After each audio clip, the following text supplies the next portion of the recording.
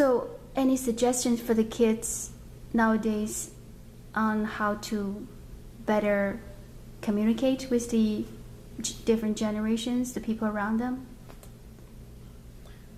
There's a whole lot, yeah. Technology is supposed to make things better.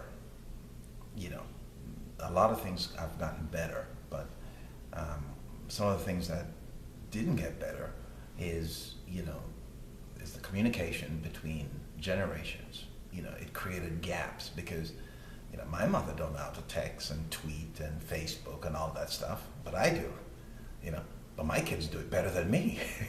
So they're using, shorthand terms that news media used to use back in the days, BTW, all these other things that I had no idea to Google that stuff. So, communication is vital for life. It's the lifeblood of living. Communication. Because if you don't talk,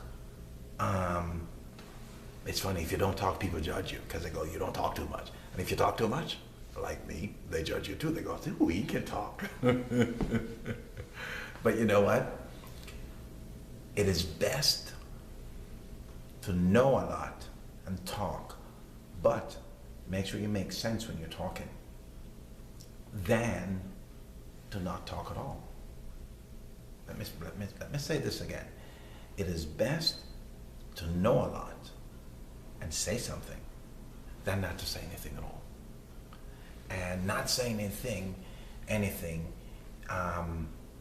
is not a good thing, because it doesn't develop your self-esteem. If you just sit back, listen all the time, and say one or two words during a conversation, your self-esteem is not being developed. You must develop your self-esteem through communication, and that develop your self-confidence inside of you by talking, by saying something, and also be meaningful in your communication. When you're talking about stuff, pick topic that makes sense. Age has nothing to do with age. There's no born communicator, master communicator. He was born, he's a master communicator. No, it's developed. So if you start developing at 10, 12, 14, 15, 16, 20, you'll be amazed what kind of communicator you can get in such a short time. So the idea is, communication is vital for life. It's the lifeblood of life. It determines determines your altitude in life. The better communicator you become, the better quality of life you have.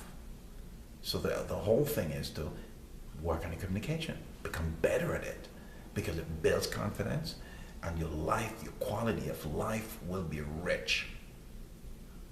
Without it, you'll have a difficult time. And when I'm talking about difficult time, what I mean is, don't try to if you're going to a job interview, don't, be careful how you communicate.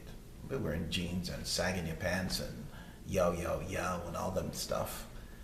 Your language must be right. That's a part of communication, right? Your eye contact must be right. During an interview process, if the interviewer looking at you and you're looking all over the place, you know what they're going to think? We don't want this person to work with me. If you don't dress right, they don't want this person to work with them. If your body language is not right, I don't want you to work with me either. So communication as a whole is everything you're doing, and you're judged by it on a daily basis.